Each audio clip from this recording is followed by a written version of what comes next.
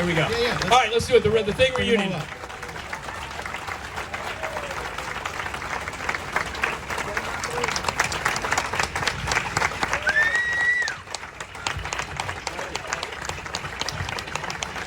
All the way down to the end here. This is Richard, everybody. David Clennon. Peter Maloney. Right here, my friend. How you doing, man? Thomas Waits, right here. And Keith. Well, Keith. We're waiting on Keith. Did you guys ever have to wait on Keith before? Oh, that's happened. All the time? Has it happened before?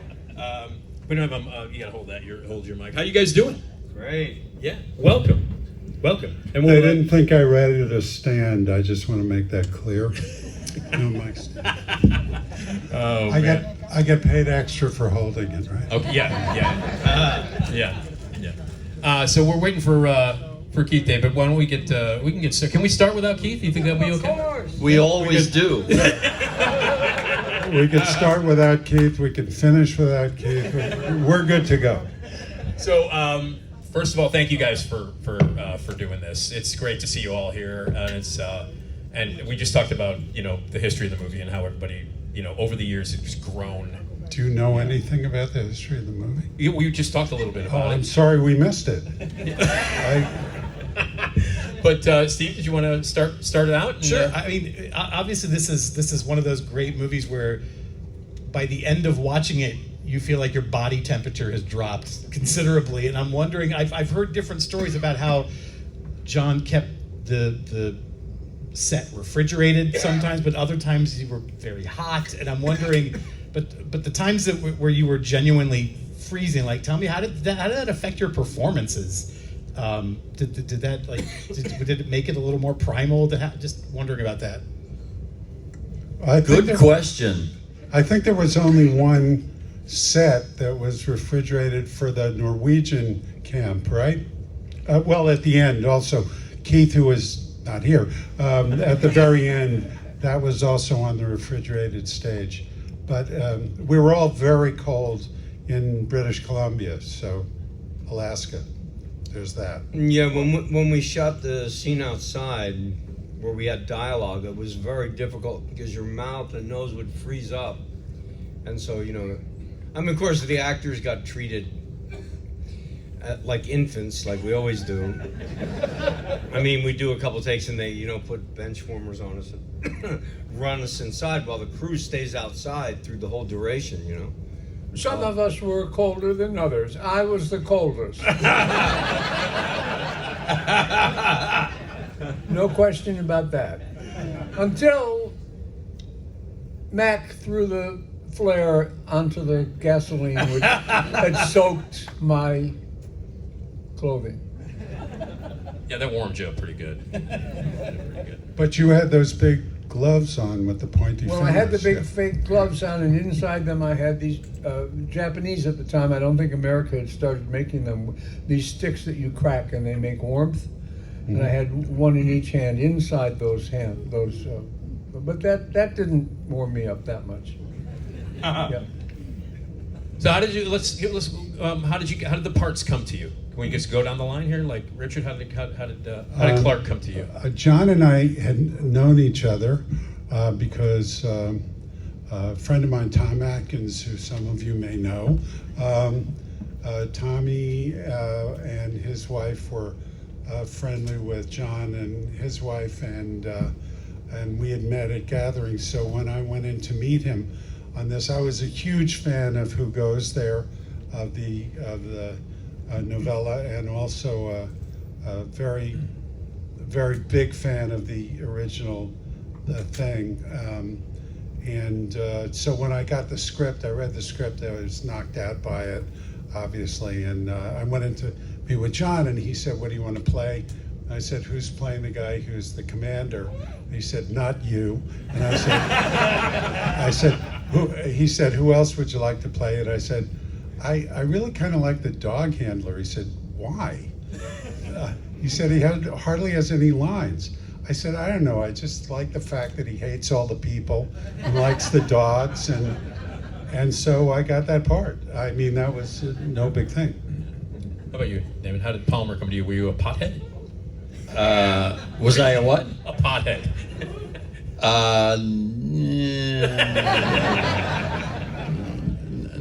Not really hardcore. So your question was, how did you get Palmer? Yeah, how did how the did, role? how did you get the part? Yeah.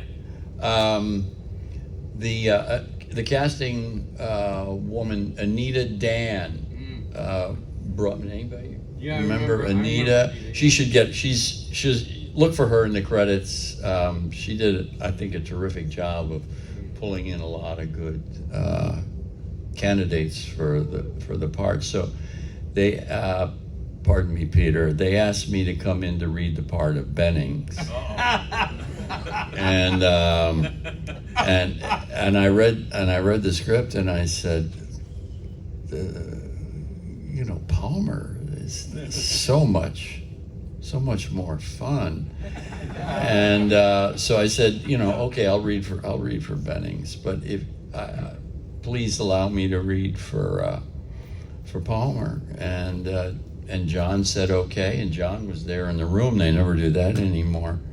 And so I guess he watched me read both parts, and he said, no, Peter Maloney could do Bennings far better than him.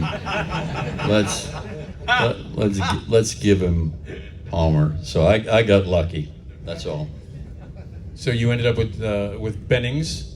Yes, I went to the Coca-Cola building on Fifth Avenue in Manhattan, way up.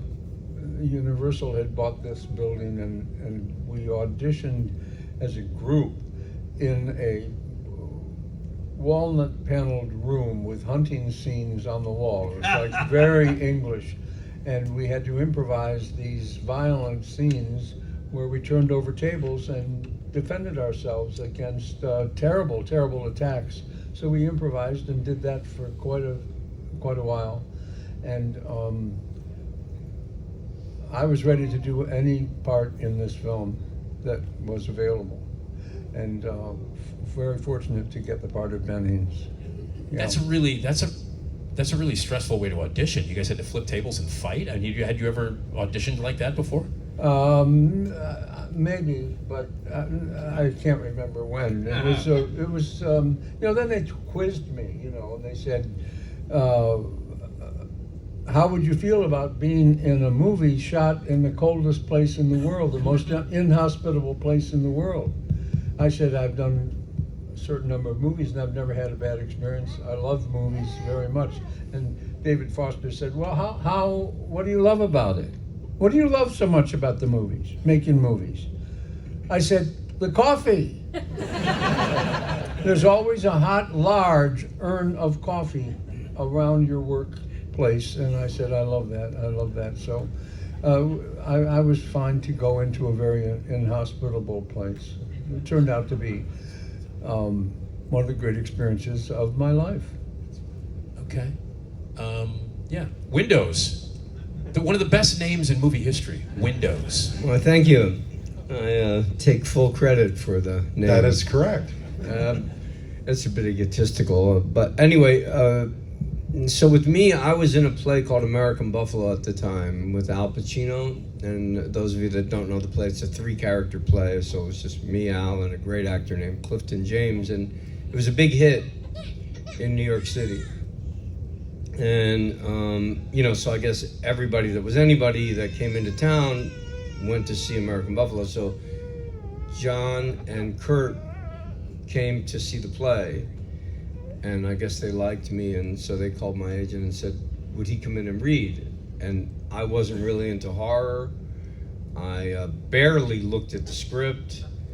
I got in and I read basically ice cold, and I really didn't read very well. And then he gave me an adjustment of some kind, I can't remember, but he asked me to do it again, and I did, a little bit better. But I had been in this play for so long, I was like ready to take any job that would get me out of it. 8 shows a week of this very sort of violent play. And, I've been doing it for a year, so I was very grateful that John chose me because the character's name originally was Sanchez. Yeah, I look about as much like Sanchez, right? So then they changed it to John Simmons, which is an even more boring name than, John Smith. And one day I was jogging on Venice Beach and I picked up those sunglasses, and I thought that my character's subtext was like he really wanted to be a movie star and not be out here in this fucking godforsaken Navy gig or whatever he got himself into. And I was in rehearsing with the glasses on, and I said, John, from now on I want everyone to call me Windows. And he stopped and he took a drag of his cigarette. He looked up at the ceiling and he looked down at the floor. He looked around and he went, okay, from now on everybody tell me wants us to call him Windows. Let's move on to the next one. And we all got up and left. By the way, can someone check to see if Keith is okay? I'm serious. Can we send somebody out? Can we send somebody out to his table? Maybe he's back at the table. And but we want Keith David here for. It's not a complete reunion without Keith. So, what do we know? What's going on? He went with somebody else. Okay. My God, he's been abducted. I guess he's tired of us after all Okay. these years. All right. Well, we'll continue. Steve. Yeah, there have been so many theories, about when each character, like every scene, like, well, okay, what character has been taken over in this scene that maybe we don't know yet? And I'm wondering, did Carpenter let you know, or did you have to just play it straight each time, like you weren't sure? Most of these theories are fan theories, but I'm just wondering, did he tell you from scene to scene, okay, nobody knows it yet, but you've already been taken over at this point? Was there any discussion like that? Well, Endless.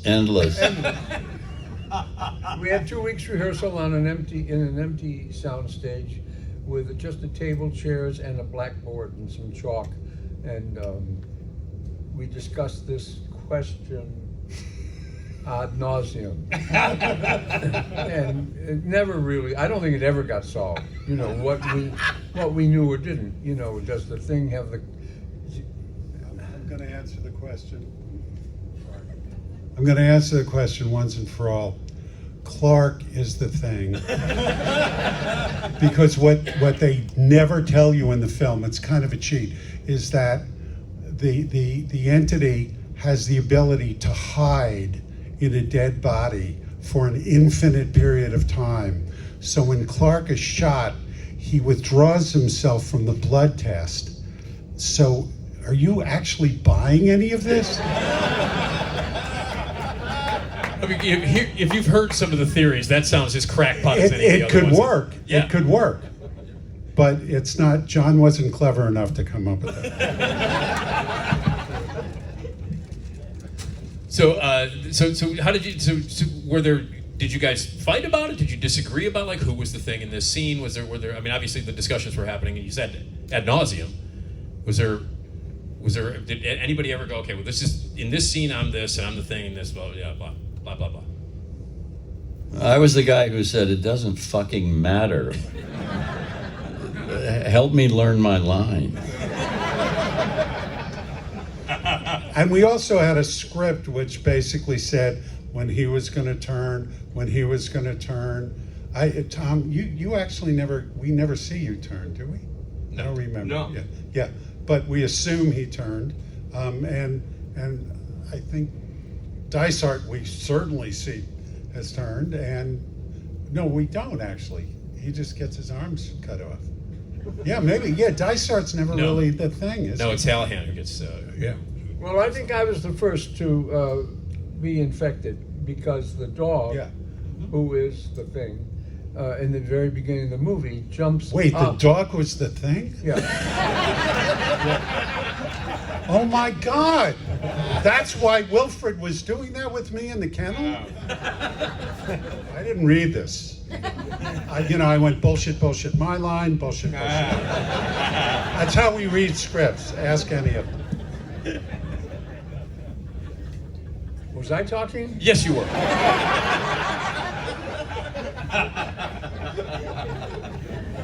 Yeah, so I'm the thing. And the question is, when you are infected by the virus, do you know that you're the thing? Or are losing your personhood? Do you know? Are you aware of this? This question we never stopped asking this question.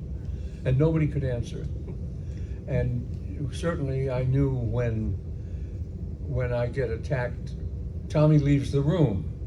And he says, "I'll be right back." And I don't say, but I could have said, "Oh, that's okay. I'm alone. What could happen?" So, but we know what happens, and it's not a pretty situation. But I've been the thing for a long time. By that point. And also it's Windows' fault that the blood gets drained because he drops the damn keys. That's true. When he sees Bennings in changing or like being abducted, like Keith was just abducted. So did you have? What about that, Thomas? With the key drop, was that something that was that discussed as well? Because you don't see it, you hear it. Like you just hear the key drop, and then you have to put it together. Like somebody picked up those keys and drained the blood. Yeah, we filmed it with me dropping it. He just edited, I guess, around it. But I was very conscious that I dropped the keys, and I was fumbling the ball here because that's when he got taken over. I do remember that, but it was the kind of, job where John had cast all these really great actors, and he just kind of let us find the life of the characters in the outpost. And you don't get time like that today to do those sorts of things, where just by virtue of the fact that you stay in the same room with a bunch of guys every day, for a couple of weeks, there's a chemistry that builds up, and that I think John cultivated that chemistry and made it a more interesting ensemble story in that regard. No, for you personally, because you were coming off of a 3-person Mammoth play on a stage, how jarring was it to be with a bunch of dudes, like in a completely different style of writing, on location? Was that? I mean, how long did you adjust? Did you have to adjust? Oh, it was great. It is so great. Doing theater, these guys all know, they're all trained theater actors. Theater is very tough. It's 8 shows a week, and it gets exhausting physically. And movies are, for the most part, fun. It's like you get per diem. You have fun. At least on John's set, we had a lot of fun. I'm wondering, I'm thinking particularly about the dog kennel scene, because we just showed it and you're all in that. But then any other scene where there's just a massive amount of these horrific effects, did you get to look at that before you really had to walk into that space for the first time, or did John and Rob kind of keep you from that and to get a more maybe genuine reaction from you? Just for an example, okay, in the kennel, when Jed walks in, that's the dog. When Jed walks in and then crouches down and lies down and gives you that look, which he was trained to do that by Clint on command. It was a natural thing he did, but he was trained to do it on command. When he did that, and then after we got that, they left the camera in the same position, and they put in, are you filming me? I'm a member of SAG-AFTRA, you can't. And then they put in, it wasn't the animatronic dog, but it was a dog that was sort of semi-animatronic, and when they put that dog in, then they started shooting, and the dog just kind of did this. Are you filming me? The dog just kind of did this, and then that was it. All the other stuff, with the dog's head blowing off and the tentacles, Rob shot that on the effects stage much later. So we never saw that when they come running in, and when Kurt burns the the thing that's hanging on the ceiling, and all of that, and then they come in. You came in with a fire extinguisher, right? I don't remember. Yeah, you did. Oh, right. He was loaded, but I'm sorry, his character was loaded.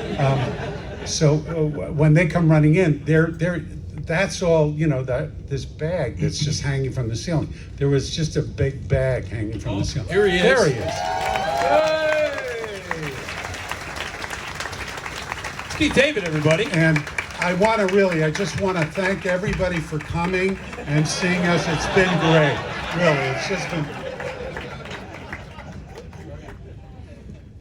Hi, Keith. Greeting. How are you, my friend? I'm better for your asking. Thank There you. you go. Welcome. We asked each guy here how their part got to how they got the role. So, how did Childs come to you?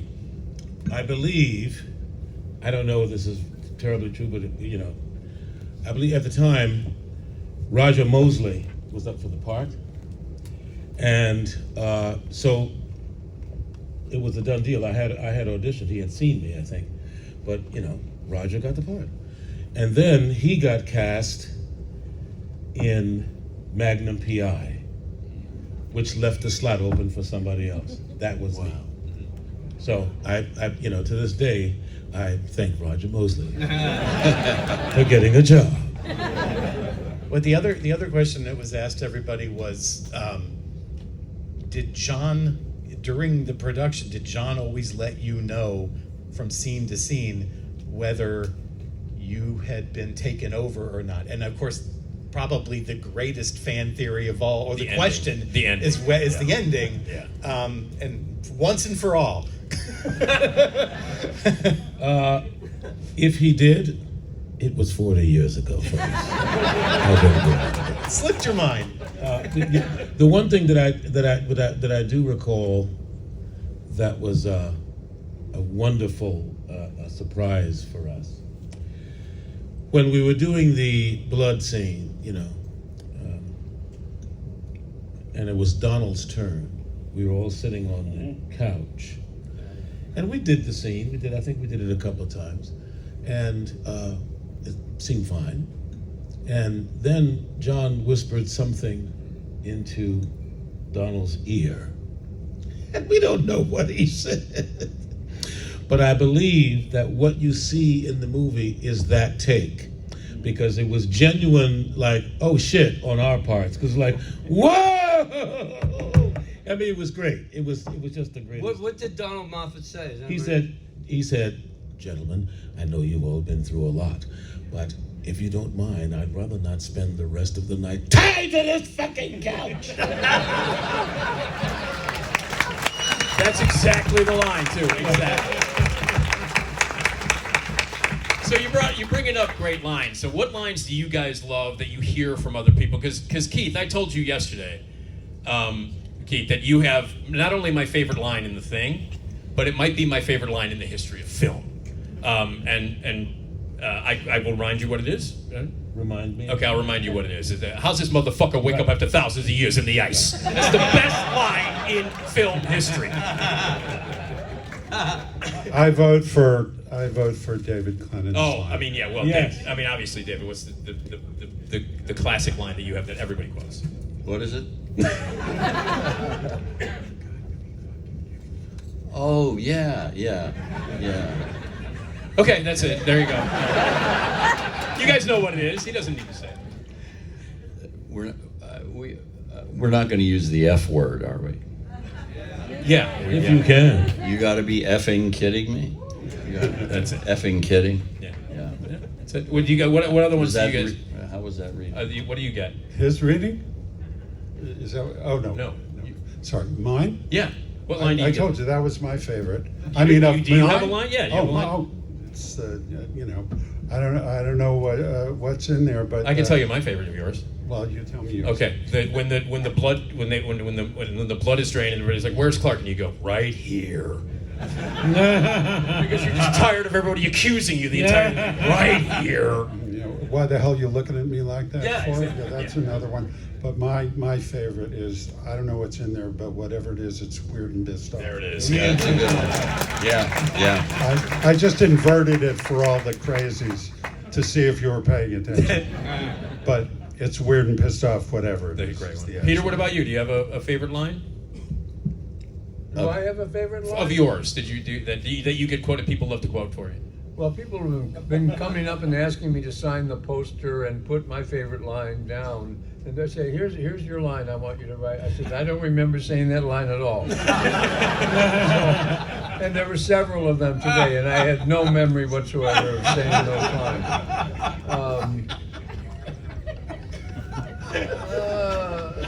No, I don't have a favorite line. Okay. What about you, Tom? Do you have a favorite? That people come up to you and that.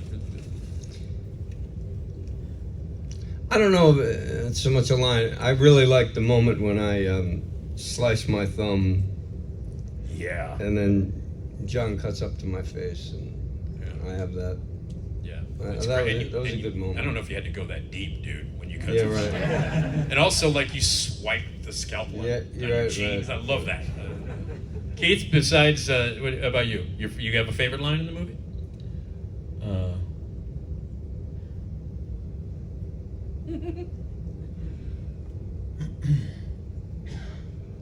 I don't know. I don't remember saying it in the movie, but I had a favorite moment Okay. when we were auditioning. When I was auditioning for the film in New York, we were in some producer's office, and apparently there was a fight that goes on. There was some kind of scuffle between the guys, and the actors that were in there. I was fascinated with these guys because there were a lot of New York actors, a lot of good actors in the room, and we always try to find something to simulate whatever the action is. Well, whatever the scuffle was, this particular actor took all the shit that was on the producer's desk and threw it off. I mean, he just wiped his desk with and I stood there and I was like, oh shit. And I'm riveted. And all of a sudden there's this silence. And I'm like, why is it? And whose line is it next? And I'm looking around and it's mine. I'm like, oh hell no!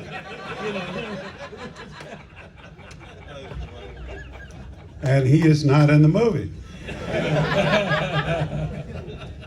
I feel like we learn things about your character's backstory every time there's like a group conversation. And I heard that those were the scenes where John let you guys like improvise a little bit. And I'm wondering if you could each tell me something about your character that you added to that personality and maybe that made it into the film. Well, Tom, you had the glasses in the windows. Yeah, That's true. and I Name think, David, you correct me if I'm wrong, but I think that you said in rehearsal, you said, I ain't going with windows, and I went, fuck you, Palmer. And John said, keep that in. I think that was completely improvised. And then I went after you, like, physically. Do you remember that? Do you have any recollection? I don't remember anything. We're really old. You have to know that. We're really old up here.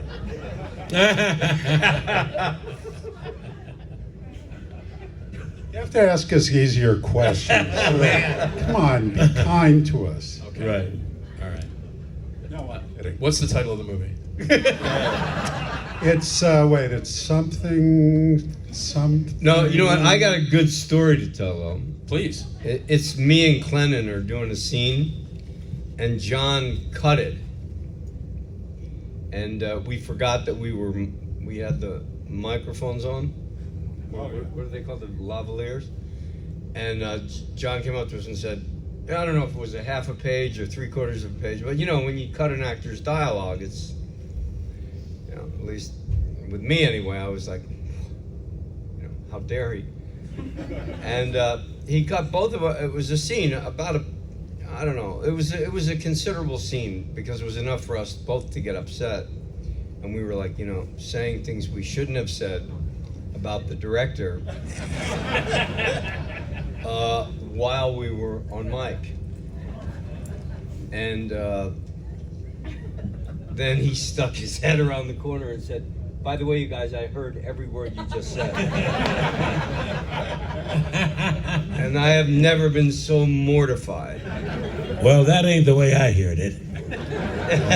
Well, no, that was a different moment. But do you remember the moment? It was you, me, and Joel, and we were waiting to. It was a walk and talk down the hall, and it was one of those typical John Carpenter scenes where somebody gets a killing gets revealed behind the door. This is when we walked in and I think it was the shovel through the chest. Oh, right. And so we had been rehearsing for 2 weeks. And finally, this is my memory, John says, "Okay, fellas, that's enough. This is the movie we're going to shoot. We'll stop talking about it." So, it was like Joel and I's first or second day of shooting. Because remember, the first couple of days we went in, they said, "Look, we're not going to get to you today. Go call us after lunch," and we'd have all this time off.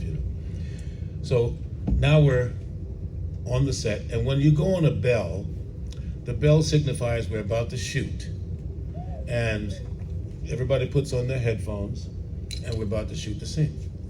Well, this time, the bell went off, and no one called action, so we're just standing there. And we're having a conversation that we would have had in front of John. But it just happened that we weren't, and he was listening on the on the headphones. And we were saying, I don't know why we're doing this, because it's only going to get cut anyway, because we've already decided that the thing doesn't do this, and now it's getting killed this way. So I don't know, I don't even know what. And suddenly, I've done 2 pictures with John, and I've never seen him lose his shit. But this day, he came running around that corner. He said, "We're shooting this fucking scene because I said we're shooting this scene, and that's why we're shooting." And the 3 of us sat there like 3-year-olds. Like, I mean, it put a little color in our shorts. I remember that. You remember that? I remember that. So I want to talk a little bit about some of the other things that you guys have done outside of the thing. Keith, you mentioned, you've done a ton of stuff, incredible voiceover work and all kinds of stuff, but you mentioned the other movie that you work with John Carpenter on, and it's a fucking classic, and it's They Live. And can you talk just a little bit about it, and working with Roddy Piper, the late great Roddy Piper and everything, and it's just, it's such a great movie, and again, you watch that movie now, politically, you watch that movie now, and it's like, damn. Like it's ahead of its time. Yeah, absolutely. What was it? Tell me a little bit about They Live. Well, just for a moment to go back, I don't know, Richard, if you remember this. It was the first day that we were on the soundstage reading through the first read through, and I had never been in a soundstage before, and here we are in this room with these 30-foot ceilings. We're sitting across from actors, and some actors were like talking like this, and I don't know what's going on with this, and I'm sitting across the table and I can't hear, and I'm like, what the fuck? I'm wow, what, and I just wanted to make sure that at least you could hear me, and so I have those great two-word lines like hell no. So, and I'm, making sure that you can hear me. Projecting, as and I'm only really Keith projecting. Can. And we go, so we break for lunch. And there were about 3 of, I think there were just 3 of us, but no, Richard was one. He said, "Hey man, you're doing fine, but you don't have to project that." I think I actually said you don't have to work that hard.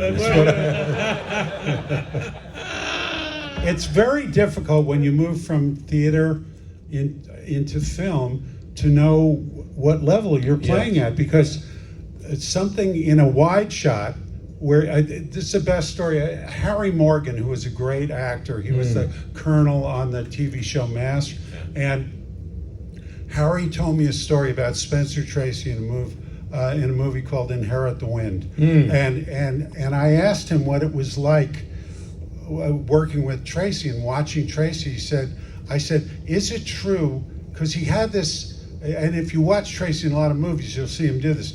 He would walk someplace looking down at the floor, and then he'd look up and he'd say a line. And the rap was that he was always looking for his mark, where he got this great piece of business where he'd kind of be, and then he'd speak.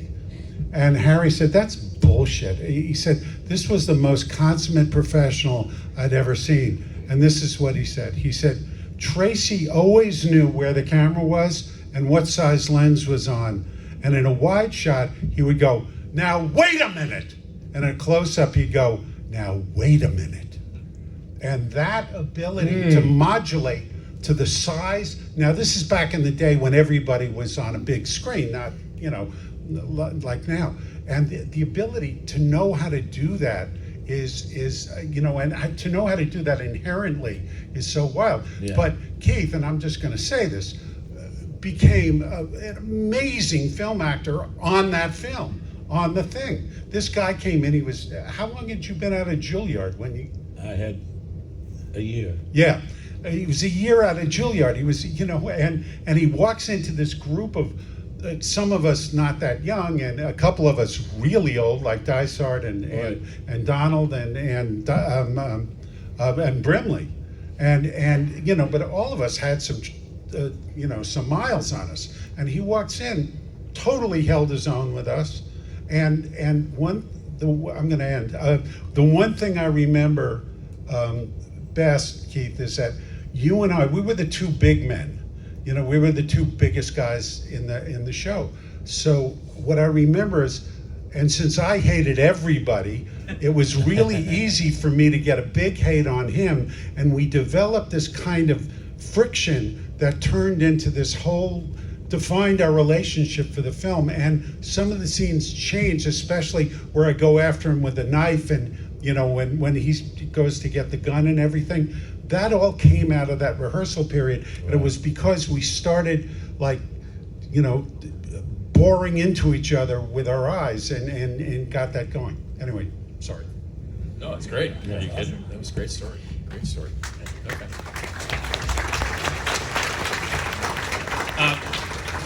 Really quickly, a couple of other films that I'd wanted to mention. Tom, I'm gonna be talking with you tomorrow on this very stage about the Warriors, because you're in the Warriors. We got the Warriors reunion. He's in that. Is there anything that you can tell me about what it was like to work? You just mentioned that you worked with Pacino on American Buffalo. And I did And Justice for All. And that's what I wanted to mention was And Justice for All. I love that movie, and you're fantastic in it. And you got to work with him and Strasberg. I mean, the cast and everybody in that. I mean, can you tell me just a quick story about working on And Justice for All? Well, similarly, it was a similar time. We had 2 weeks of rehearsal. So I was in this room with Jack Warden, the great Jack Warden, John Forsythe, Jeffrey Tambor, Larry Brigman, Craig T. Nelson, who had never done anything yet, Lee Strasberg, Norman Jewison, great director, and Barry Levinson. It was his first script. And 2 weeks, I don't have that big of a part in it, but by osmosis, what I learned and picked up from all of these giants, from the industry, watching them work and analyze scenes. And I think as a young man, it was good fortune for me to watch that process. And there's always argument, people get into arguments about what this means or that means, and there's conflict. It just arises, between people, and there were, differences of opinion about this and that, and I just sat there like this young kid, which I was 23, and watched this talent emerge, and I'm very grateful that that happened because I had just gotten fired from the Warriors like a couple months before. So it's like they called Jeff Hunter and said, "Is this guy okay?" Because we want to bring him in for Injustice for All. So because Jeff, who was an agent of great integrity, said, "No, he's okay. He's not he's not difficult." Yeah. They gave me the chance to audition for Injustice for All. That's a great movie, and you're great in it. Peter, you get to work with a Chicagoan that we all know and love here. You worked with Michael Mann on Manhunter. Yes, Yeah. I did. Can we talk just a little bit about working with Michael Mann? We love him here. Yes, it was a wonderful experience. Very interesting to watch him work, and I was very interested in how he accomplished what he accomplishes. And we were about to do a scene in a house up on the hillside, and at one point during the scene before we shot, he lined everybody up and walked up and down in front of them looking at their neckties. And then he would take a necktie off of one guy, take it down, he says, "Take your necktie off," he'd take it off, he'd hold it in his hand and make him put on the one that he took from this guy. So he had a sense of, if you see his work, he really had a sense of color, of exactly what he wanted to see in the scene in terms of what is next to what, style. Well, you can see in that Vice show. Yeah, Miami Vice. Yeah. What's it called? Miami Vice. Miami Vice. Yeah, which was popular at the time when You when can see Manhunter the color and style Yeah. that was there. It was just a wonderful movie. It's Manhunter is a kind of a really creepy story, and the film is creepy, Yeah. but it's beautifully realized the way he wanted it, and of course it featured William Peterson. William Peterson. yeah, but also Hannibal Lecter. Hannibal Lecter. Brian Cox. Who was Hannibal? Brian Cox. Brian. Brian Cox played Succession. Hannibal Lecter, and that was wonderful because you could imagine seeing Brian Cox act what a Hannibal Lecter he would make. Yeah. It's so different from the other guy who was so great too. Yeah. But it was wonderful to be with him. Awesome. And I was playing the part. They called me in to audition, and I had read the script, and I didn't want to audition for the part that they wanted me to audition with. And I went into Bonnie Timmerman's office and said, I don't want to audition for this part because if you offered it to me, I wouldn't play it. Right. Yeah. And she said, "What part do you want to play?" I said, "I want to play the guy that gets tied into the wheelchair and rolled down the parking lot after he gets set on fire." Yeah. And I want to audition for that part. And she said, "Okay, well, I'll come back in a couple of weeks and you can work on it." I said, "No, I'm ready. Let's do it." And so I did it, Yeah. and it went very well, the audition. And that was that. And it turned out that Michael had already offered the part to somebody he had gone to college with, Stephen Lang. Right. And but it earned me a part which had some lines in it, Yeah. and it was a better part. And he actually told me that he owed me. Michael Mann told me that he owed me, and he's never paid me yet. Before we, Not always the way. I wanted to mention really quickly, David, you got to work with Bob Fosse, and I just wanted to Bob Fosse. Yeah. Yeah, just really quickly, was it like to work with Bob Fosse? I mean, we were at Star 80, by the way. I don't remember, Nick. Okay. I just want to say one thing. Yeah. I'm looking across the room, and I've met a lot of people out here, and I think that these folks are the reason why we're all sitting here talking about this film, because everybody